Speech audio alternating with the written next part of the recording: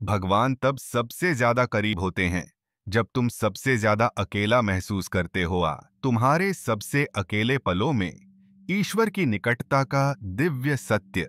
कुछ रातें ऐसी होती हैं जब अपनी ही सांस भी भारी लगती है। कुछ पल ऐसे होते हैं जब कमरा भरा हुआ होता है पर आत्मा खाली महसूस होती है। कुछ घंटे ऐसे होते हैं जब चारों तरफ नजर दौड़ाकर समझ आता है कोई तुम्हें सच में नहीं देखता, कोई तुम्हें सच में नहीं समझता। और फिर भी उस खामोशी में कोई तुम्हें देख रहा होता है, तुम्हें थामे हुए, तुम्हें मार्ग दिखाते हुए, अनदेखे तरीकों से तुम्हें मजबूत बनाते हुए। वह कोई भगवान है और वह तुम्हारे सबसे ज्यादा अकेला महसूस करने पर ही तुम्हारे सबसे करीब होते हैं। जब मैं कहता हूं तुम अकेले नहीं हो तो मेरा मतलब सचमुच होता है। मेरी जिंदगी में ऐसे पल आए हैं जब मुझे अपना साया भी गायब लगता था, जब मैं लोगों से घिरा था लेकिन भीतर ऐसे तूफान उठ रहे थे जिन्हें कोई सुन नहीं सकता था। और उन गहरी तन्हाई के क्षणों में मैंने एक दिव्य रहस्य खोजा। जब दुनिया दूर हटती है भगवान पास आ जाते हैं। जब इंसान तुम्हें छोड़ देते हैं भगवान तुम्हें भर देते हैं। जब जीवन तुम्हें तोड़ता है भगवान तुम्हें फिर से बनाते हैं। अकेलापन कभी सजा नहीं होता, वह एक दिव्य नियुक्ति होती है, एक पवित्र ठहराव जहां भगवान दुनिया का शोर हटाते हैं ताकि तुम उनकी आवाज सुन सको। पर भगवान सबसे नजदीक तब क्यों आते हैं जब तुम सबसे अकेले होते हो? क्योंकि अकेलापन दिल को नरम कर देता है, क्योंकि एकांत वह अंदरूनी दरवाजा खोल देता है जिसे तुमने वर्षों से बंद रखा होता है, क्योंकि अहंकार शांत हो जाता है और आत्मा बोलना शुरू करती है। जब तुम लोगों से घिरे होते हो तुम लोगों पर निर्भर रहते हो, लेकिन जब तुम अकेले होते हो तुम भगवान पर निर्भर होते हो। और शायद यही पूरा रहस्य है। शायद भगवान अस्थाई हाथ इसलिए हटाते हैं ताकि तुम उनके अनंत स्पर्श को महसूस कर सको। शायद वह दुनिया को दूर जाने देते हैं ताकि तुम अपने भीतर वापस लौट सको। शायद वह अकेलापन देते हैं ताकि आत्मा दिव्यता की भाषा सीख सके।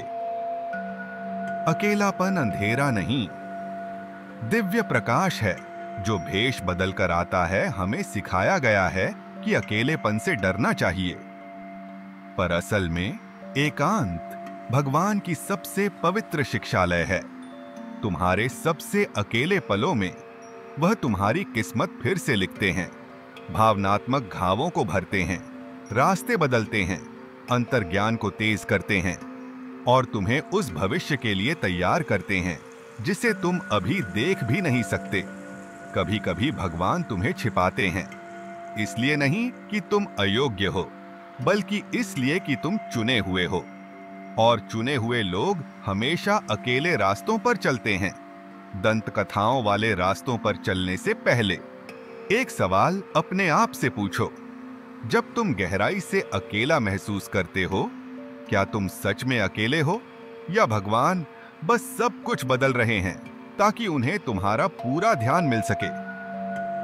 सोचो जरा, दुनिया के सबसे शक्तिशाली रूपांतरण भीड़ में नहीं होते, वे गुफाओं में होते हैं, रेगिस्तानों में, आंसुओं में, खामोशी में और एकांत में। सुविधा में कुछ नहीं उगता, पर स्थिरता में सब कुछ विकसित होता है। तुम्हारा अकेलापन शून्य नहीं, यह भगवान की बाहें हैं। जिस दिन तुम यह सत्य समझ लोगे, तुम्हारा दर्द शक्ति में बदल जाएगा। हर वह रात जब तुम खामोशी में रोए, भगवान ने देखा। हर वह प्रार्थना जो तुमने धीमी आवाज में की, भगवान ने लिख ली।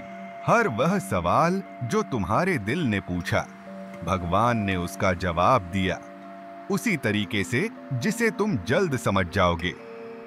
वह तुम्हारे दिल की धड़कन से भी ज्यादा करीब हैं, तुम्हारी सांसों से भी ज्यादा करीब, तुम्हारे डर से भी ज्यादा करीब। तुम कभी अकेले नहीं थे, कभी अकेले नहीं रहोगे, अकेले हो ही नहीं सकते। क्योंकि भगवान अपने चुने हुए लोगों को एक पल के लिए भी नहीं छोड़ते। अगर तुम यह पढ़ रहे हो तो यह तुम्हारा दिव्य संकेत है। तुम्हारा अकेलापन विफलता नहीं है, यह उन्नयन है, एक आध्यात्मिक अपग्रेड, एक शुद्धिकरण, एक तैयारी। तुम्हें किसी महान, किसी दिव्य, किसी ऐसे उद्देश्य के लिए मजबूत किया जा रहा है जो तुमने अभी तक कल्पना भी नहीं की। और एक दिन तुम पीछे मुड़कर कहोगे, वह अकेलापन, वही तो पल था जब भगवान ने मुझे फिर से बनाया।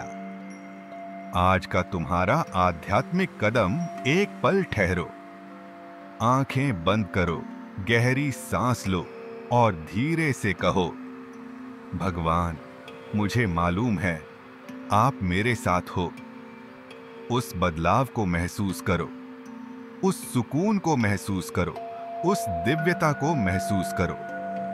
अगर यह संदेश तुम्हारी आत्मा को छू गया तो इसे आगे बढ़ाओ। कोई बाहर है जो खामोशी में अकेला लड़ रहा है और उसे आज इस सत्य की बेहद जरूरत है।